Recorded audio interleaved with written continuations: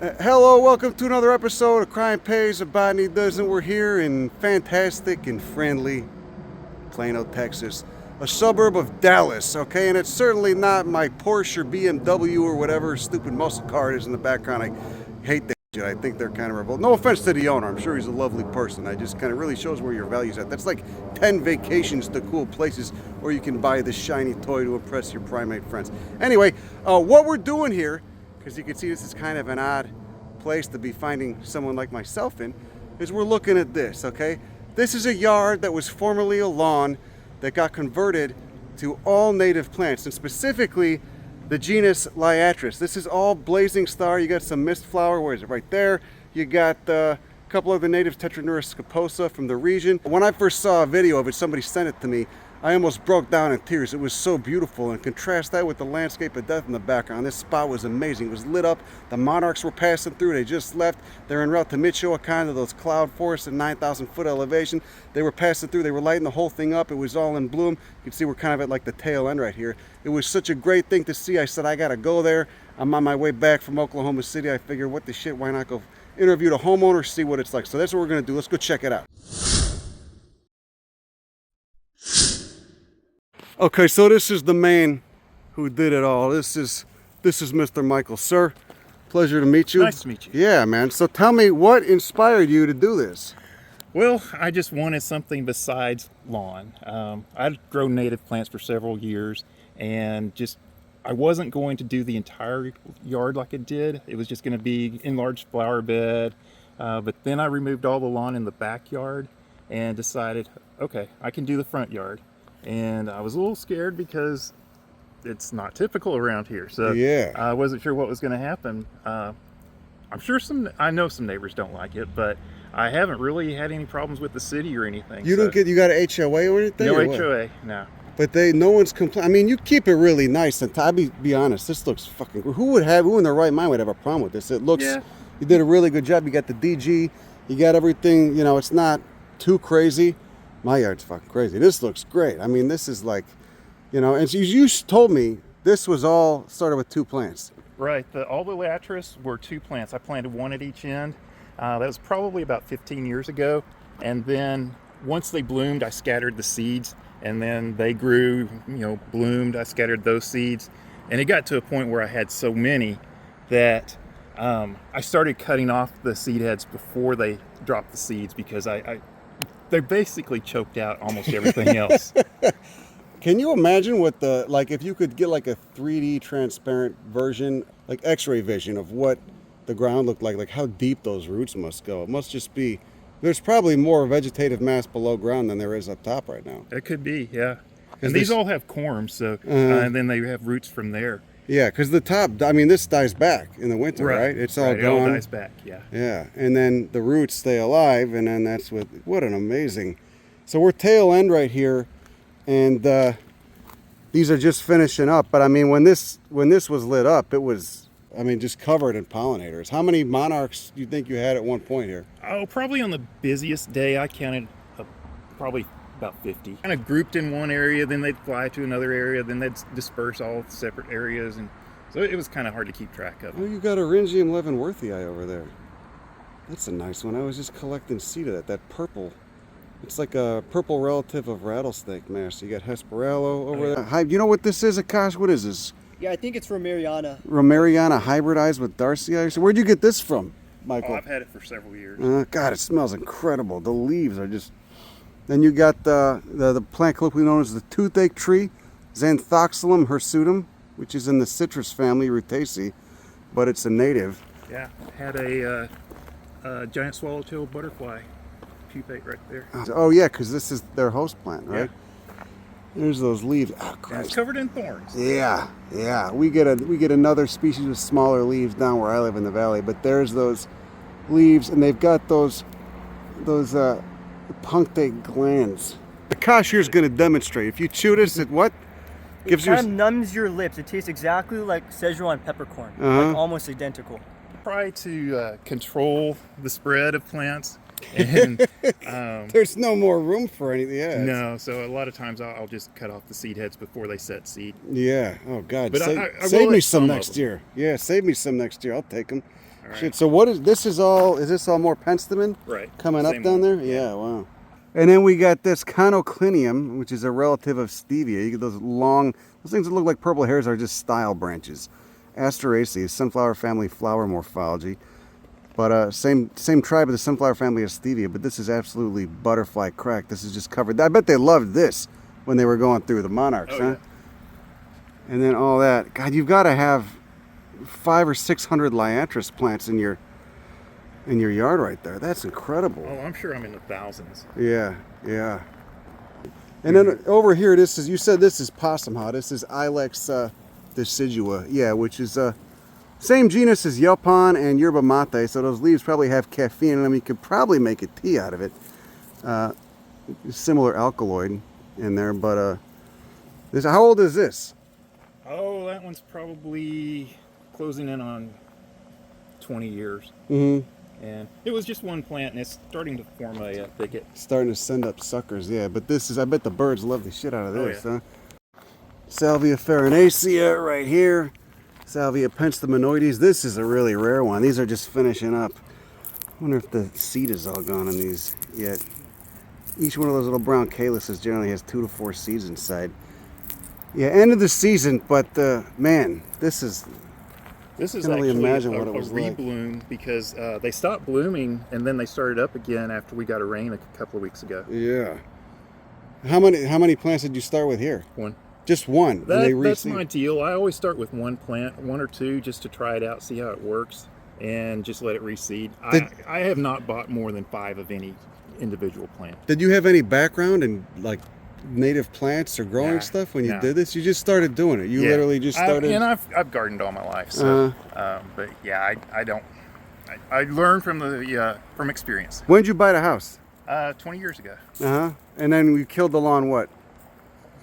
A few years later. Okay, so this is like 15 years. This is It's been probably here. 15. Yeah.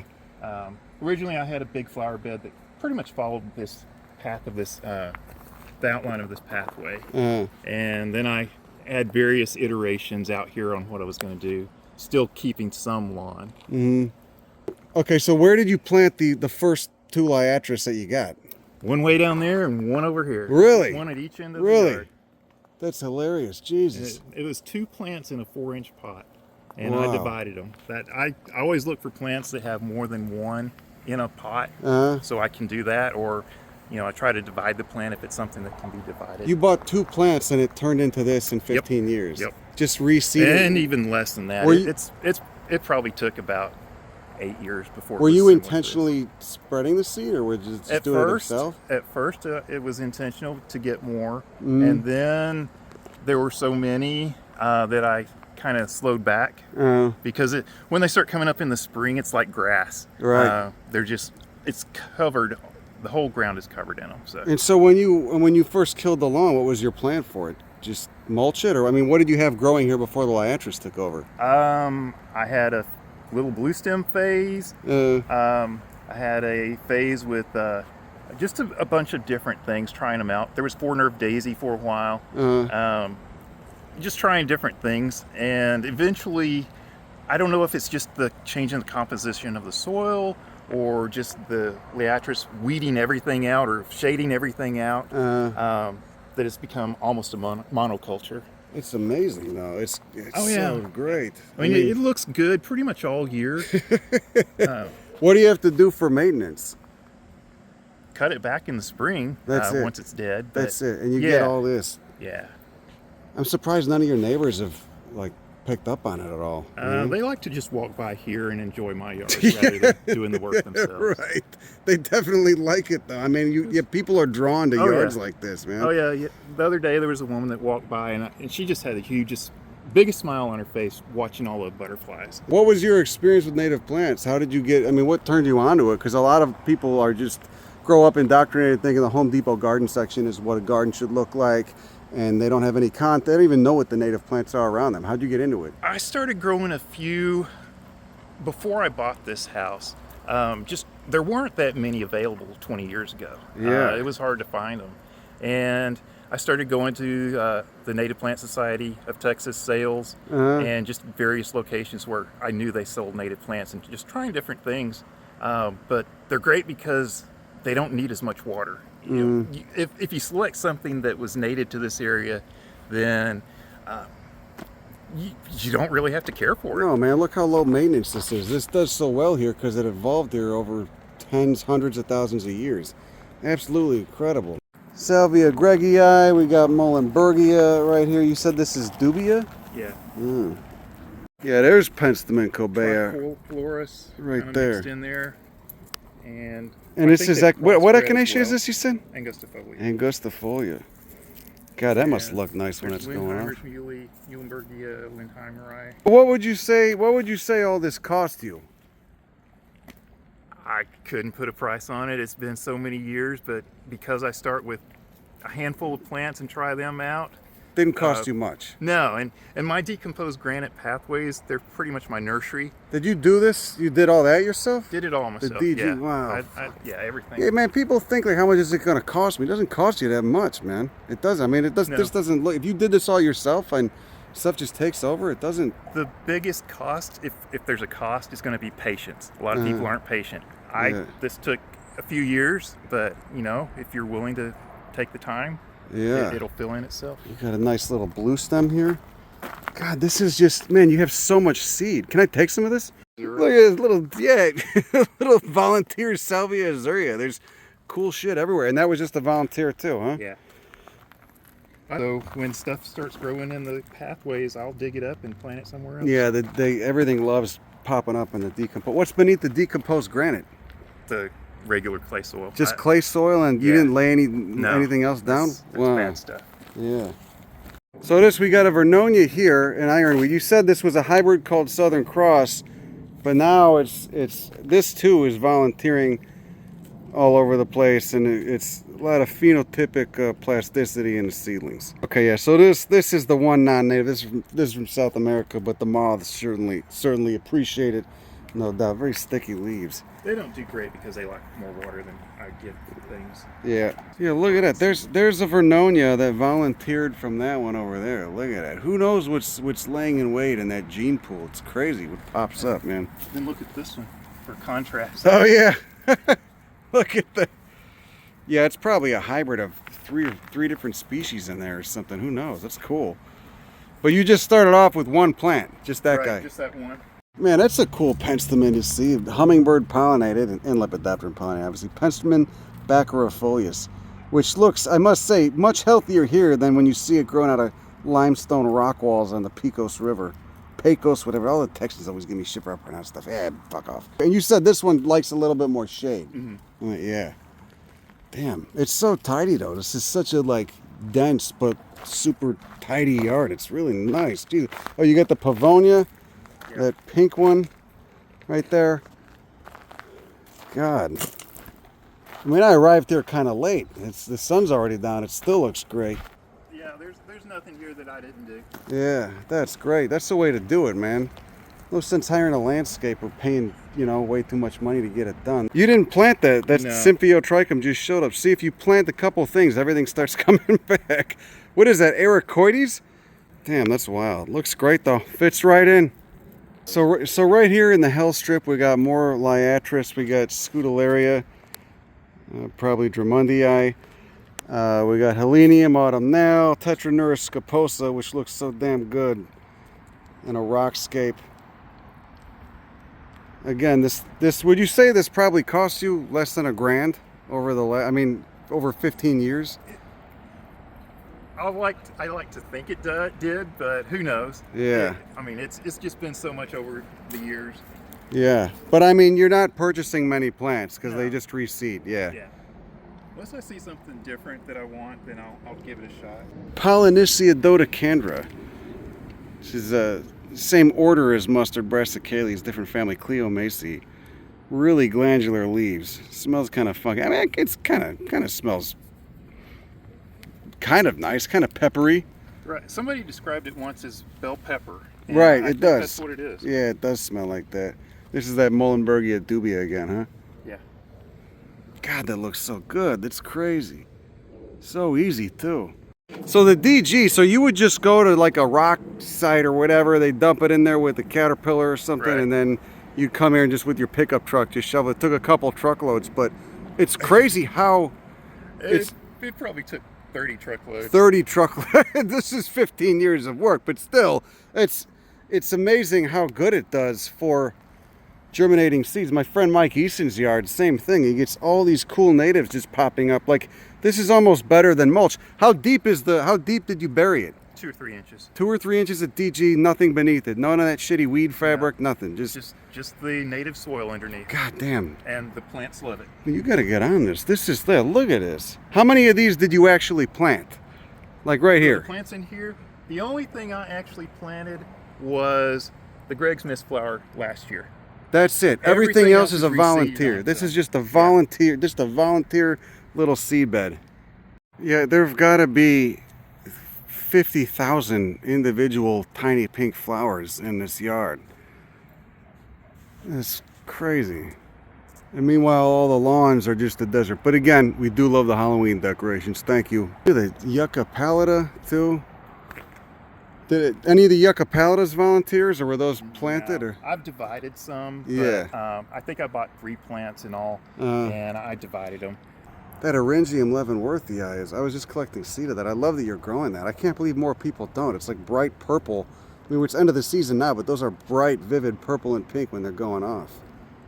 Everybody loves Rattlesnake Master. That's just another species in the same genus. Everyone knows Rattlesnake Master, like in the prairies up north. I think you get it here too. But this guy is the same genus. This is Eryngium leavenworthii, Rattlesnake Master is Eryngium yuccifolium, but this is an annual. And they do really well on disturbed, hot, dry sites, and they grow even in West Texas, but they only get like 12 inches tall. These, where they much more pleasant growing conditions and intact, vegetative landscape, they're getting 4 feet tall. Here's where the spider left its egg sac. Oh wow! Oh, that's an orb weaver egg sac right there, huh? Argiope. Where'd it go? Did it just die or something? Spider Or dip died, out? yeah. Mom died. Those should hatch in the spring. Wow, they're beautiful spiders, huge ones too. All right, let's go check out the back. Okay, so here's the backyard. Man, the DG. This is my new thing. I had no understanding of DG. Now I've got a newfound respect for it. Is this chili pekin? No, Yeah. what is this? Yeah. Wow. God damn. So when do these get? These are fucking hot too. There's some inside that are turning red. Ooh, nice. Here's one there. Oh my God. How old is this? Are these perennials or They're annuals? perennials. That's maybe a couple years Oh, old. I just ate one raw. Fuck, it's killing me. Oh, Okay. I'm fine. Let's keep going. Let's go on. All right. This is salvia. We think it's romariana or darcy or a hybrid or something. This one I think is rosemary. Man, there's chili pekin everywhere. Yeah, they received the. Damn. I've grown for the mockingbird. Get some little old ladies for the pulga. They sell those at the pulga. The mockingbirds love them, you said? Oh yeah, they'll swallow them whole. Yeah, peppers I don't evolved. eat them myself, but Peppers evolve with birds. The birds don't react to the capsaicin. Who's grow 'em this? for the mockingbirds. This is the fragrant mist flower. You can help me with the name. Oh, this is Agritina, another member of the stevia tribe, but the flower, it's not blooming yet, though. Now, this must be a late Just fall about. bloomer. Yeah, Agritina havanensis. Okay, so, Michael, take us back into, this is, oh, nice datura. God, this is lit up. Look at that andropogon, man. That native prairie grass. It looks like a small tree. Berlandiera right here. Chocolate daisy. When the flowers are going off, which they're not right now, they smell like chocolate. Man, everything is so happy. It's the DG, and then I guess you've got the beds mulched. But this is wild. And they're only mulched with the plants that grew here. Whenever I clean up, You I didn't chop get them wood up chips. and It's drop just old veg from the former year's plant growth. them. Yeah, there's a couple of patches where I have some wood chips, but mostly it's just plants that grew here. One. Look at those I put both ligules. here, so I don't know. Holy ligules, Jesus. God, this is such a great plant. Yeah, this one bloomed and then died. But this is not their season. I don't know what prompted them to bloom. Look at those big ass phyllories down there too. Those green things. Then you got those ray florets, those ligules. Man, We got an Isacanthus quadrifatus. There's the hummingbird's love, no doubt. Acanthaceae. Gold variant of it. Wow. Is that Muhlenbergia Landheimeri again? Yeah. Jesus. Oh yeah, and Phyllonatiflora. We got frog fruit too, of course. This is such a pleasant place to hang out, it looks like, compared to a lawn. Damn, look at the little blue stem. Holy shit. God, it's so pretty when it's just in seed. That's nuts. And same thing with these. You just started with a couple little blue stems and it turned into this. That's such a tough grass, man. Indian grass. Sorghastrum natans, yeah. Yeah, so that's the cultivar of Sorghastrum natans. And then this one you just dug up. It was on the roadside? Wow. Yeah, this one came from less than 2 miles away. See, local ecotype. There we go. There is an argument to be made when possible, especially if you're in a hot...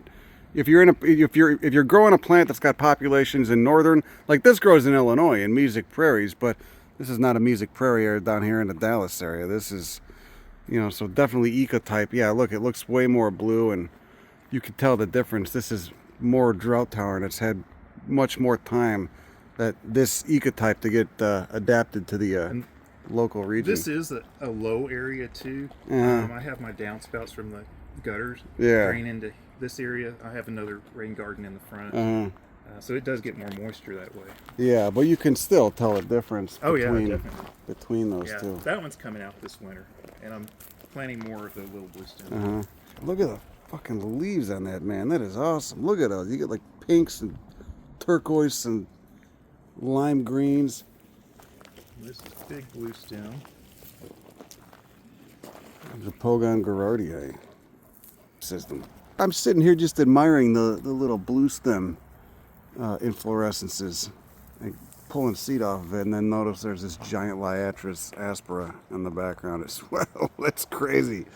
Wow, another blazing star. Spread. This, okay, so you keep this contained because this will go nuts. Yeah. And it's just totally... I had it planted in the ground at one point, decided, no, that's too much. Yeah. Man, this is really nice. Palafoxia. Yeah, man, this is... I wanted to come see this because what you're doing just looks so cool and unique, and this inspires others. Like, a lot of people just don't know where to start, you know? They don't know what to do. The salvias, it's such a perfect mix of, like, grasses and pollinator plants, and it's got to be such a little haven to hang out in, you know? You come home from work or something turned up. I mean, you don't seem like a turned up guy. I'm a little turned up. You come home from work turned up, and this is like immediate cocktail, just chill you out. Nice bird bath too. Where'd you get that at? Local nursery. Yeah, I gotta get one of them. Oh, that little blue stem. Jesus Christ.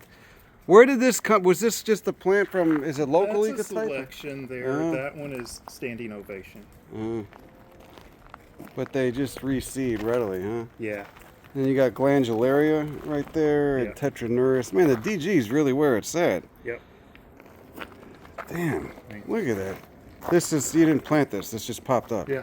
Holy shit. These won't grow in my beds anymore. The only place they'll grow is here, so. Yeah, you see them on like limestone outcroppings on the side of the road, you know. That's a plant that loves getting blasted with sun. All of this decided to grow outside the flower beds. It's growing in the granite. It's like, fuck you, I'll grow where I want. Yeah, Salvia camidrioides. There we go. I knew her. Yeah, this thing does well. This thing does well in West Texas too. Again, you got those tiny hairs on the leaves that give it that mint green color. It means it's going to be way more drought and heat tolerant. Hey, yeah, pigeonberry, Ravina humilis. That's a great one to see. The birds love this or what? Yeah. Yeah, man. Look at those flowers. Those are cool ones. This grows in West Texas. It grows in South Texas. Despite the climatic variation between both places. This likes the shade. Yeah. In other words, yeah. This gets some sun until about 1. Which way is north? That's north. This is north. So this whole thing gets blasted. The sun goes like that. Yeah. And I'm gonna have to. Can I have some Salvia azurea seed? Sure. This is such a great plant. Man, I thought you had this Andropogon tied up, but it's not tied up. That's just how it grows. Were these volunteers, or you planted these All three? these are volunteers. These were all volunteers. Yeah. Andropogon glomeratus. Jesus.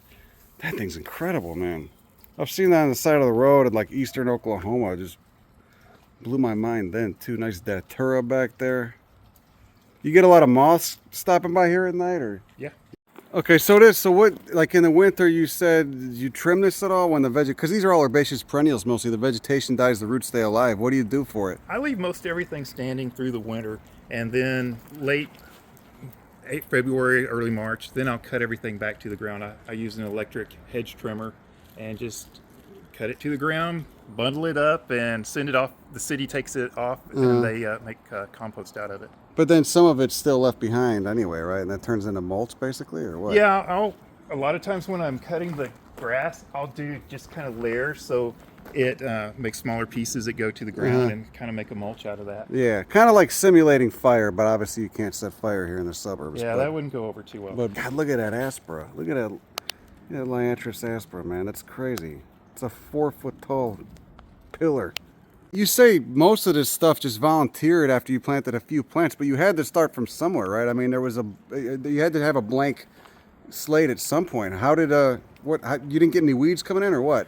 Once I got rid of the grass, I didn't really have a whole lot of weeds coming in. I did put some mulch on when it was new because my plantings were very sparse, and so there was some mulch.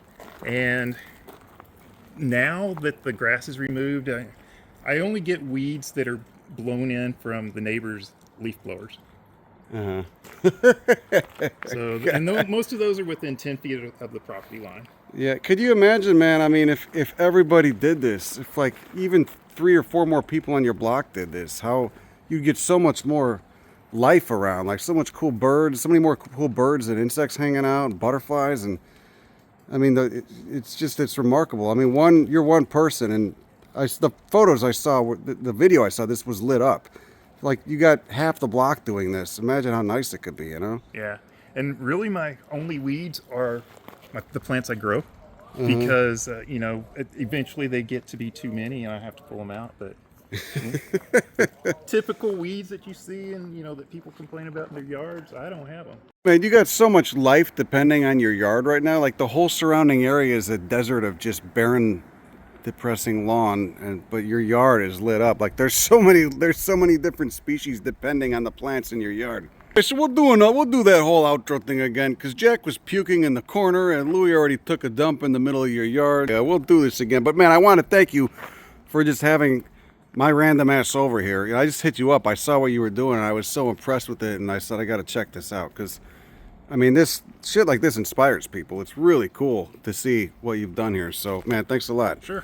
For having us. So you got a living seed farm basically. You've got tens of thousands of seeds of all these wonderful native plants that pollinators love, that attract life to a yard and are certainly better than the lawn. What was this? This was all just boring lawn too, huh? It was just boring lawn and a line of shrubs right up against the front of the house. God, it's incredible. Yeah. Man, thank you for doing this. Seriously, man. Yeah, the pollinators thank me every day. Yeah, you just did it yourself. You didn't hire some guy to come in. It didn't cost a shit ton of money. All myself. You're an inspiration, sir. Thank you. All right. All right. Everybody else, have a great day. Go fuck yourself. Bye. Oh, Akash here brought me a pawpaw, a Simina triloba from Ithaca. So yeah, thank you. Thanks a lot, man. It's delicious. It's the first pawpaw I've ever eaten. Okay, so as the Dallas and Fort Worth area continue to murk the shit out of their surrounding native plant landscape, it's places like this and it's people like that that are the only hope for a lot of the native flora and fauna in the region. So, people bitch all the time, the world sucks, you can't do anything about it. Here's something you could do. It's really easy. This guy didn't spend more than a few $100 over the course of 15 years doing all this. He did it all himself. So get out there and do it. No more excuses, all right? That's all I got. Go fuck yourself. Bye.